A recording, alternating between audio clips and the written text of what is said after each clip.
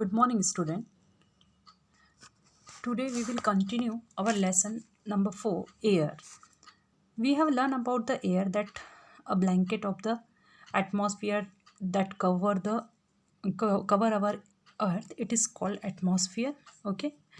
Then composition of the atmosphere. Then what is composition? How to make the atmosphere.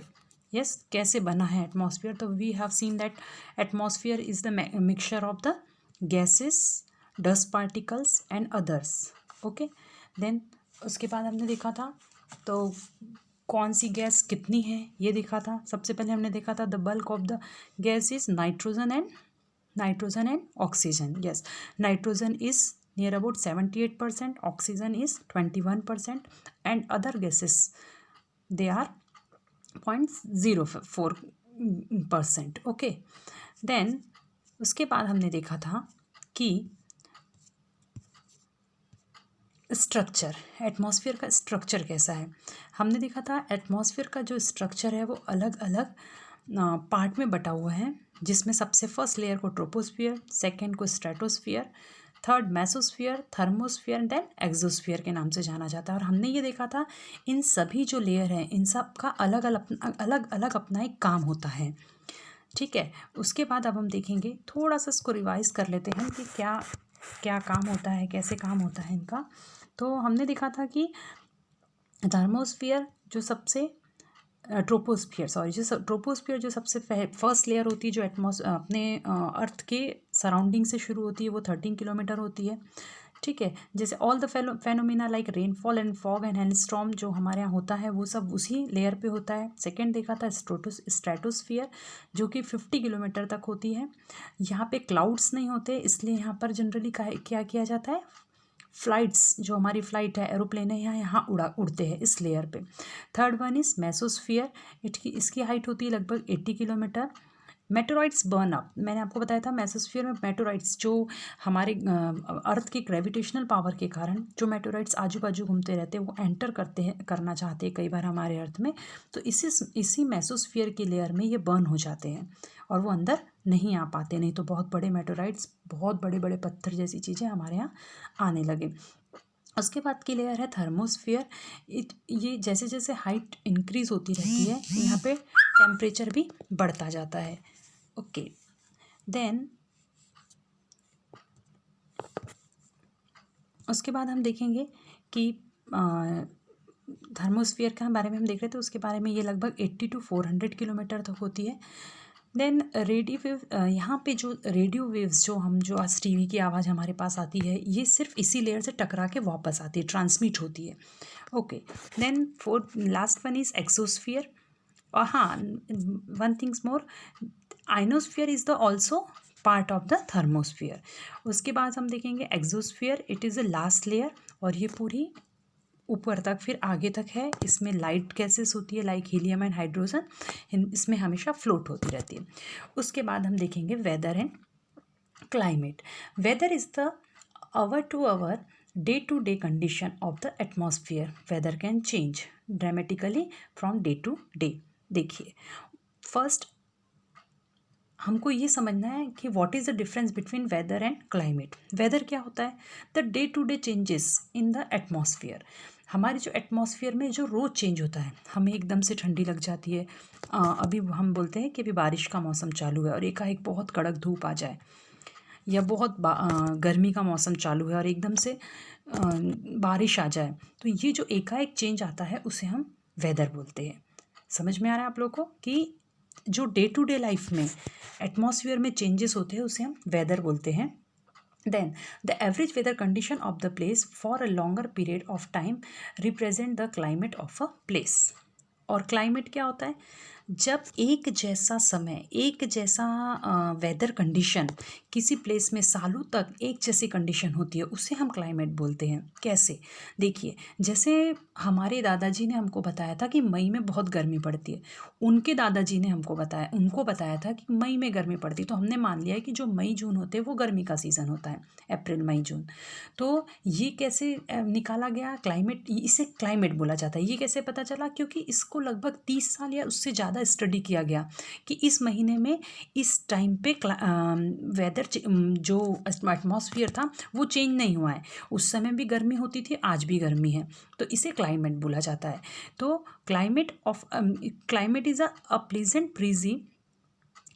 pleasant breezy weather make one cheerful and even plain for an outing. Weather can change dramatically from day to day. मैंने आपको बताया weather जो है वो day to day life में change होता है। However the average weather condition of a place for a longer period of a time represent the climate of the place. It means कि बहुत लंबे समय तक एक जैसा सीजन होना, एक जैसा एटमॉस्फेयर होना एक जगह का, उसे हम क्या बोलते हैं?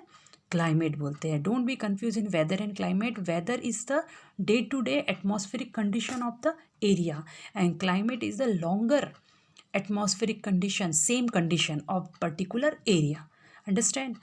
वेदर जो होता है वो रोज़ घंटे में 2-3 घंटों में चेंज होता रहता है। क्लाइमेट जो होता है वो चेंज नहीं होता। उसके बाद हम देखेंगे temperature. Temperature you feel every day is a temperature of the atmosphere. Yes, जैसे कि हम जो देखते हैं रोज हम फील करते हैं टेम्परेचर।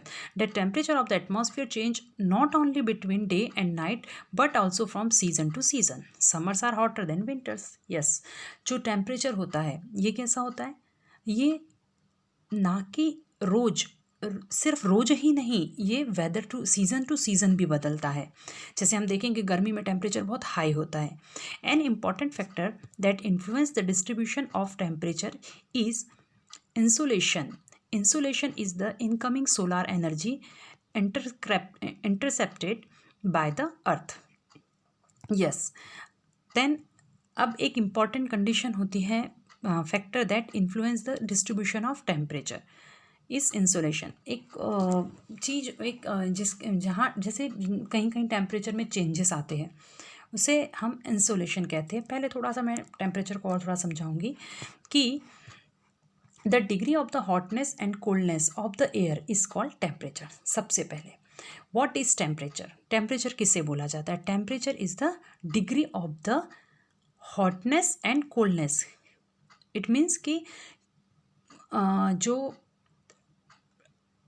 एयर है, एयर वो कितनी गर्म है या कितनी ठंडी है, इसे हम टेम्परेचर बोलते हैं। एयर कितनी गर्म या कितनी ठंडी है उसे हम टेम्परेचर बोलते हैं। The temperature of the atmosphere change not only between day and night but also from season to season. Yes, I have already told you that कि टेम्परेचर सिर्फ दिन और रात ही चेंज नहीं होते, वो सीजन टू सीजन भी चेंज होते हैं। N important factor that influence the distribution of temperature is insolation.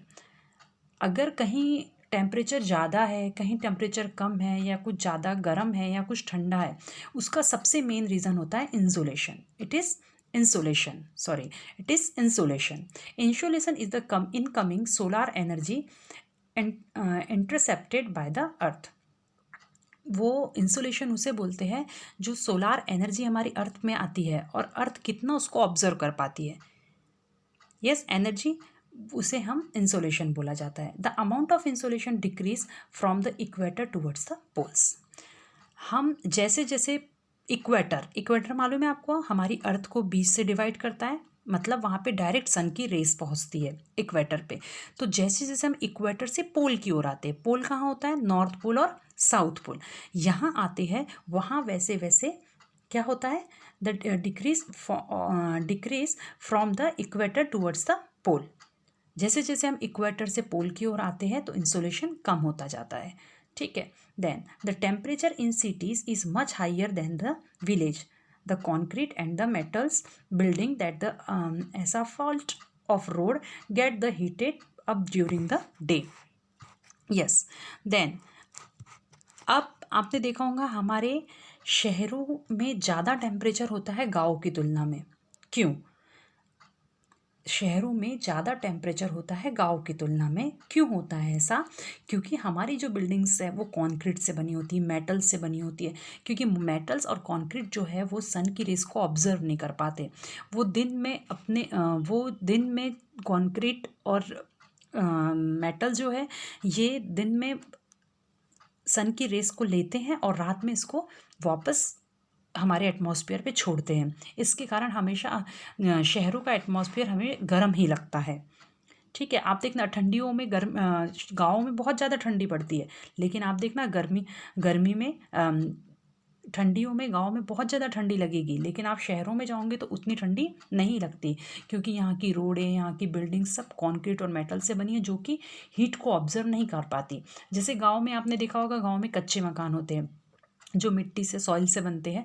Soil में एक कैपेसिटी होती है हीट को ऑब्जर्व करने की, वो हीट को ऑब्जर्व करके ठंडा कर देती है, तो उससे वहाँ पे हमेशा ठंडकता बनी रहती है। और ये चीज़ हमारे शहरों में नहीं होती, इसीलिए हमारे यहाँ शहरों में ज़्यादा गर्म होता है। Also the crowded high rise buildings of the cities trap the warm air and thus raise the temperature of the cities. और इसके कारण क्या होता है, इतना ज़्यादा हाई राइज हो जाता है, मतलब ऑल्सो द क्राउड हाई, बहुत ज़्यादा क्राउड, भीड़ होने के कारण high rise building of the cities trap the warm air and thus raise the temperature of the cities. ये बिल्डिंग क्या करती है, वार्म एयर को ऑब्जर्व कर लेती है, और फिर दिन भर वो पूरी सिटीज़ में उसे वहीं पे घूमती रहती है वो एयर, इसके कारण वो सिटीज़ बहुत ज़्यादा गर्म होती है। ठीक है, उसके बाद हम देखेंगे air pressure. Air pressure is defined as the pressure exerted by the weight of the air on the earth surface. Yes, air pressure कैसे बताया जाता है? एयर प्रेशर यानी होता है कि weight of the air, air का वेट कितना है उसे हम एयर प्रेशर कहते हैं। The air above a pressure us with a great force on our bodies, however we don't. The air above us pressure, आपको पता है हमारे बॉडी के अंदर भी एयर प्रेशर है और हमारे बॉडी के बाहर भी एयर प्रेशर है।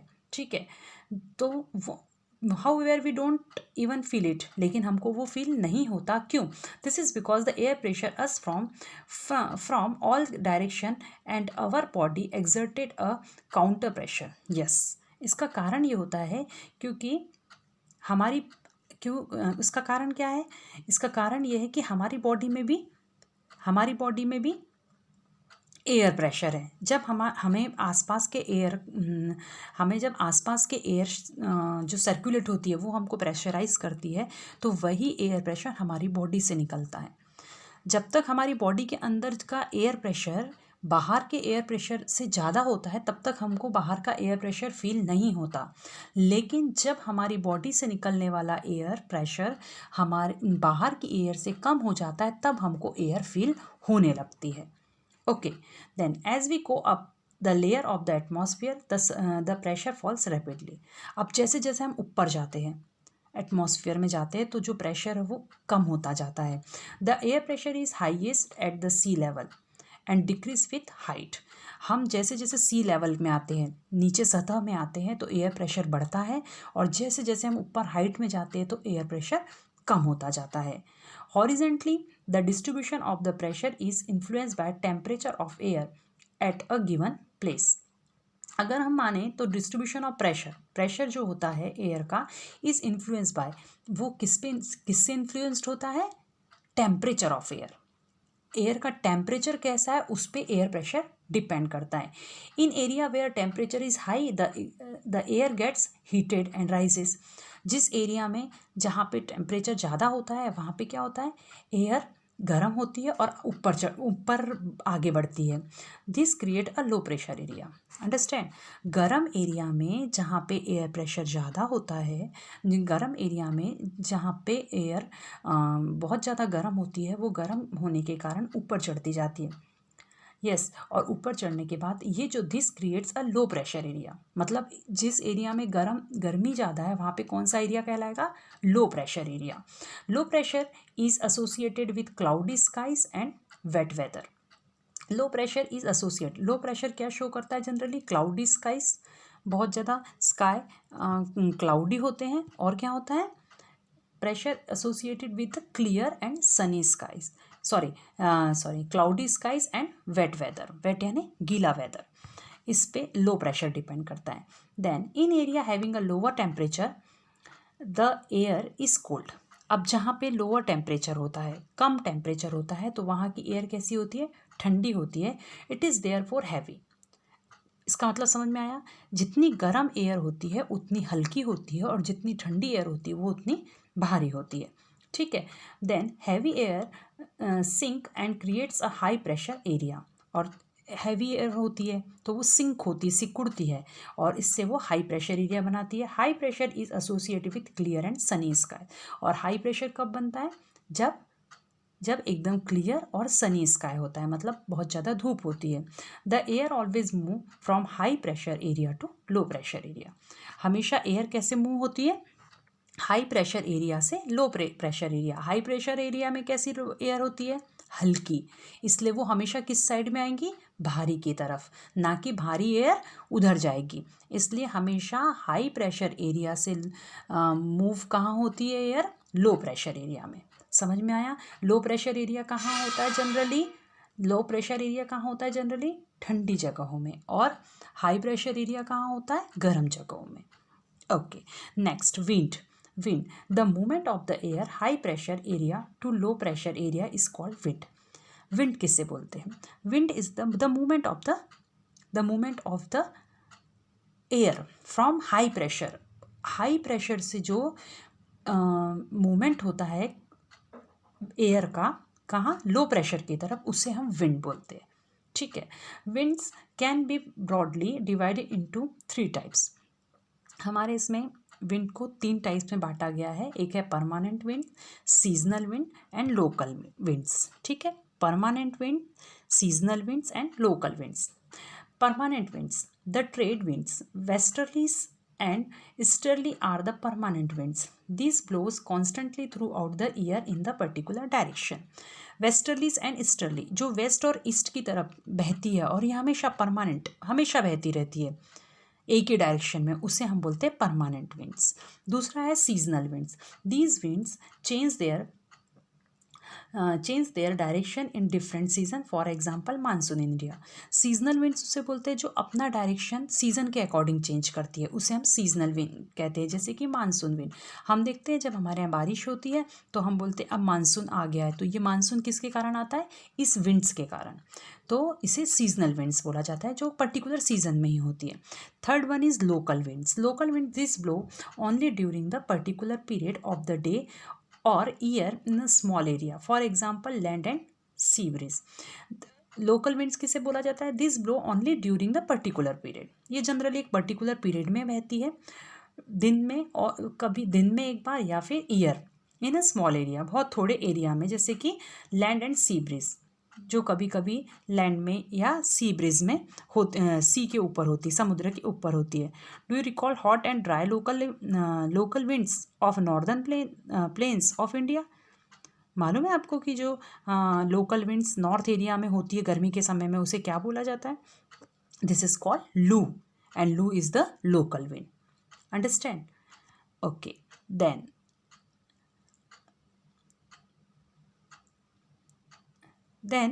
ये थोड़ा साइक्लोन के बारे में लिखा है।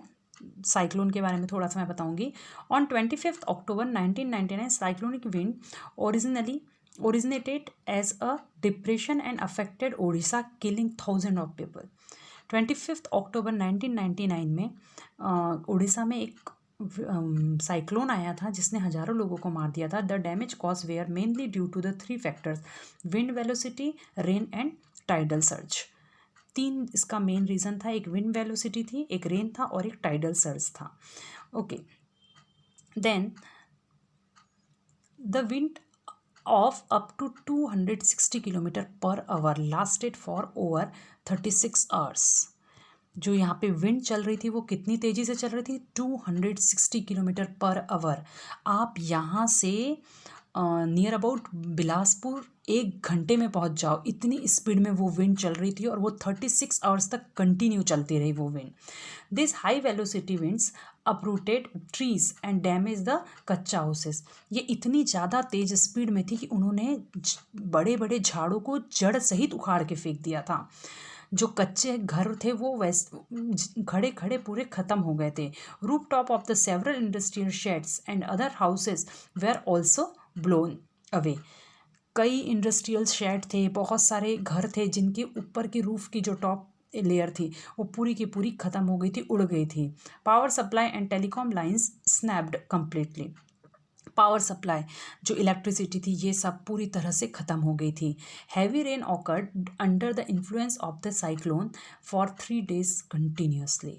और ये इस साइक्लोन के इन्फ्लुएंस के कारण कंटिन्यूसली 3 दिन तक कंटिन्यूसली बारिश होती रही। This rain led to flooding in the major rivers of Orissa. और इस रेन के कारण उड़ीसा में जो मेन रिवर है वहाँ पे फ्लड आ गया था। ठीक है। Then the cyclonic winds cause tidal waves that swept 20 kilometre. अब जो उसमें जो फ्लड आया था उसमें से जो टाइडल वेव्स निकल रही थी वो लगभग 20 किलोमीटर तक उसका अफेक्ट हो रहा था। Inland and brought massive destruction to the coastal area. और जितना भी कोस्टल एरिया था पूरी तरह से डिस्ट्रक्ट हो गया था। The 7 to 10 meter high tidal waves enrudate suddenly and caused massive damage to the sending paddy crops। इतनी हाइट की थी, कितने हाइट की? 7 to 10 मीटर हाई। वो जो टाइडल वेव्स थी, समुद्र की लहरें थी, वो 7 से 10 मीटर तक ऊंची थी, जिन्होंने जो पैडी क्रॉप्स होती है ना, धान की बालियाँ, पूरी तरह से उसको नष्ट कर दी थी। ठीक है। Then now we have reached in next topic, moisture. Everybody understand? Yes. Then moisture. When water evaporate from land and another water bodies, it become water vapor. Yes, when water evaporate from land, जब water evaporate होता है land से and another water bodies, it becomes water vapor. Yes. Then moisture in the air at any time is known as humidity. जो हमेशा moisture होता है हवा में उसे हम ह्यूमिडिटी बोलते हैं। On a humid day clothes take longer to dry and sweat from our body does not evaporate easily making feel very uncomfortable. Humidity अगर ज़्यादा होती ना तो हमारे कपड़ों को सूखने में बहुत टाइम लगता है। हमारे शरीर में जो पसीना आता है ना उसको भी सूखने में बहुत टाइम लगता है। When the water vapour rise it starts cooling. अब जैसे जैसे वाटर वेपर, जितना ज़्यादा वाटर वेपर बढ़ता है उतने जल्दी ठंडा होता है। The water vapour condenses causing the formation of droplets of water. और जब कंडेंस होता है वाटर वेपर, कंडेंस मतलब फिर वाटर साइकिल जानते हैं ना आप लोग, पहले इवोपोरेट होता है फिर कंडेंस्ड होता है, और कंडेंस होने के कारण क्या होता है, पानी की बूंदें बनती है। ठीक है। Easily making us very feel clouds formation of droplets of water. Clouds are just masses of such water droplets. और ये जो क्लाउड्स जो दिखाई देते हैं ना हमको, ये वाटर ड्रॉपलेट्स के, वाटर की बूंदों के टुकड़े हैं, जिसके अंदर ये जो बादल होते हैं ना इसमें पानी भरा हुआ होता है। ठीक है। When this droplets of water become too heavy, जब ये क्लाउड्स है जो बहुत ज़्यादा पानी से भर जाते हैं तो heavy to float in air, वो हवा में तैरते रहते हैं। They come down as a precipitation. और बहुत ज़्यादा होने के कारण जब वो एक दूसरे से टकराते हैं तो उस टकराने के कारण उनसे जो पानी गिरता है उसे प्रेसिपिटेशन कहलाते हैं। तो ये हुआ हमारी एक water cycle. Okay. Then precipitation that comes down to the earth in liquid form is called rain. और जो प्रेसिपिटेशन हमारे यहाँ लिक्विड फॉर्म में आता है, ऊपर से जब हमें पानी नीचे आता है, उसे हम रेन बोलते हैं। Jet planes flying in the sky leave a white trail behind them. आपको पता है जेट प्लेन देखा है आप लोगों ने? जेट प्लेन कई बार अपने पीछे एक पूंछ छोड़ते हुए जाता है वाइट कलर की। The moisture from their engine condenses. जो उनके इंजन से जो मॉइस्चर निकलता है वो कंडेंस्ड हो जाता है। Then we see trails of the condensed moisture for some time when there is no air movement to disturb it. वो कंडेंस्ड होता है और उसके कारण वो एयर में आ जाता है, इसलिए वो हमें एक लाइन से दिखाई देता है। कब तक? जब तक वो एयर में मिक्स नहीं हो जाता। जब वो एयर में मिक्स हो जाता है तो फिर हमको वो दिखाई नहीं देता। On the basis of mechanism there are 3 types of rainfall. अगर हम देखें तो 3 टाइप्स के रेनफॉल होते हैं, the conventional rainfall, the orographic rainfall and the cyclonic rainfall. Rainfall हमारे हम देखेंगे 3 टाइप्स की होती है। पहली होती है conventional rainfall, second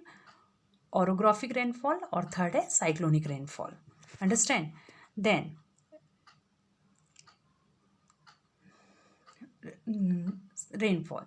Rainfall is very important for the survival of the plants and animals. Everybody knows कि रेनफॉल हम सब के लिए, प्लांट्स के लिए, एनिमल्स के लिए, सब के लिए बहुत ज़्यादा ज़रूरी है. It brings fresh water to the earth surface. ये हमको अर्थ सरफेस पे फ्रेश वाटर देती है. इफ़ रेनफॉल इज़ लेस, अगर पानी कम होता है, water scarcity and drop occur. अगर पानी कम होता है तो अगर रेनफॉल कम होती है तो हमें पानी की कमी होती है, हमारे यहाँ सूखा पड़ जाता है. On the other hand, if it rains more flood take place. और उसके उल्टा अगर पानी कम ज़्यादा हो जाता है, बारिश ज़्यादा हो जाती, तो अब हमारे यहाँ क्या होने लगता है, अब हमारे यहाँ क्या होने लगता है, फिर बाढ़ आने लग जाती है, फ्लड्स होता है. ठीक है. Then other form of the precipitation. देखिए मैंने एक फॉर्म प्रेसिपिटेशन का बताया है, दूसरा फॉर्म हम ये डू यू नो में देखेंगे. अदर फॉर्म ऑफ प्रेसिपिटेशन यानी पानी जब और दूसरे रूप में आता है तो उसे हम स्नो बोलते हैं, स्लीड बोलते हैं और हेल बोलते हैं. ओके. देन थोड़ा सा इसका हम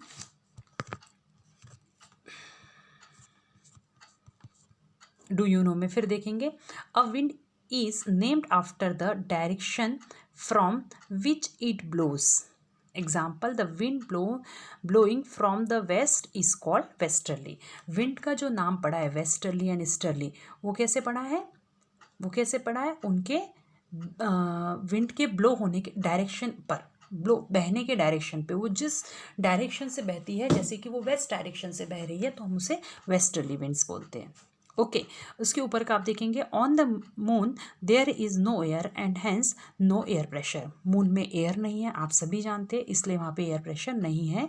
astronauts have to wear special protective space suit filled with the air when they go to the moon.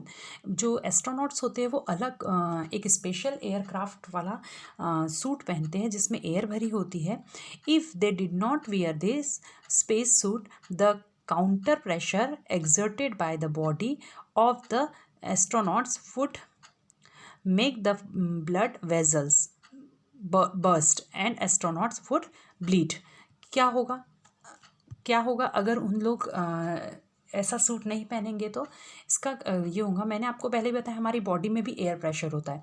अगर हमें बाहर से एयर प्रेशर नहीं मिलता तो मतलब हमारा जो बॉडी का एयर प्रेशर है वो हमारे शरीर को ब्लास्ट कर देगा, फाड़ देगा और हमारी बॉडी से ब्लड आने लगेगा. इसीलिए उनको एयर से भरा हुआ एक एयर सूट पहनना पड़ता है जिससे उनके बॉडी का एयर बाहर के एयर से मैनेज होते रहे. Then the standard unit of measuring temperature is degree Celsius. It was invented by Anders Celsius. On the Celsius scale, the water freezing at 0 degree and boils at 100 degree.